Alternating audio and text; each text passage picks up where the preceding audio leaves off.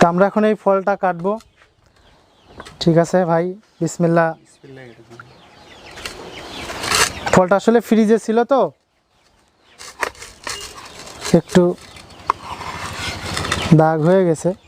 এই দেখেন ফলের ভিতরের অংশ একটা বীজ পাওয়া গেছে।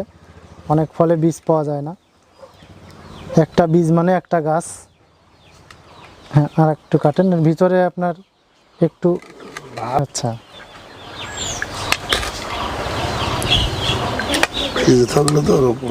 না হয়ে যাবে, সব চারা বের হয়ে যাবে।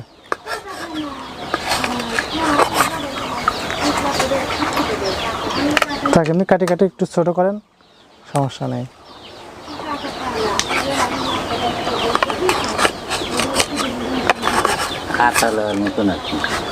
হ্যাঁ, আতা ফলের মতো।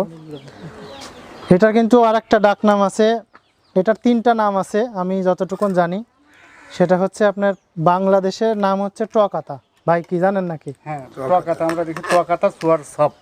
এটা হচ্ছে টক আতা নামে পরিচিত আমাদের দেশে, আর ইংলিশ হচ্ছে করসল। আর ওয়েবসাইটে আপনি যখন বিভিন্ন বড় বড় ওয়েবসাইটে সার্চ করবেন, অনেকেই গ্রাভিওলা নামে সার্চ করলে ওয়েবসাইটে আপনারা মিলবে, পাবেন। তো কাকাই পাশে আসেন, কাকার একটু দেন। কাকা যেহেতু আমাদের পেশেন্ট, কাকাকে আমরা একটু টেস্ট করাই।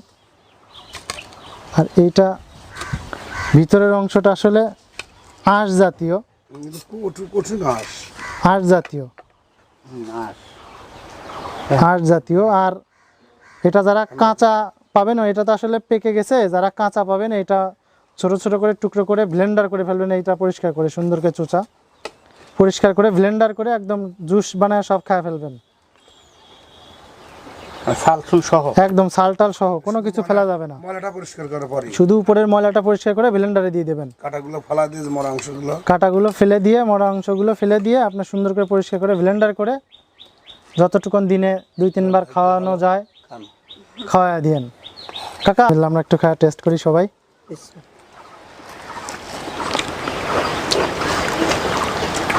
খুবই টেস্ট, আর টক টক তো মজা লাগে খুব। হালকা একটু টক এবং প্রচুর আঁশ জাতীয়।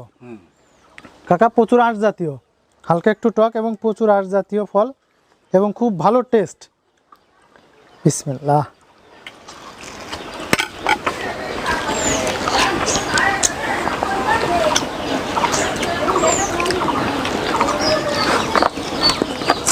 আর অল্প একটু রেখে দিন, পিচ্ছে আছে।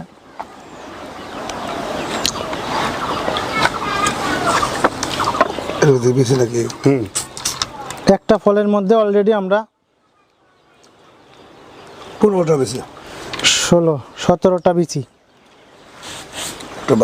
16টা বিচি অলরেডি পাইছি। এই বিচিগুলো অবশ্যই আমরা চারা বানাবো। সুগার মানে ইয়ে থেকে আসছিল, আমাকে বলছে যে 14 দিন, 1 সপ্তাহ রোদে দিয়ে রাখতে হবে প্রতিদিন।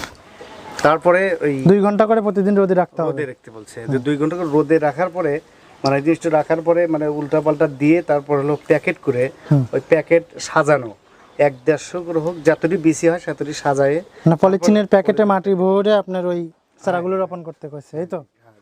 ঠিক আছে।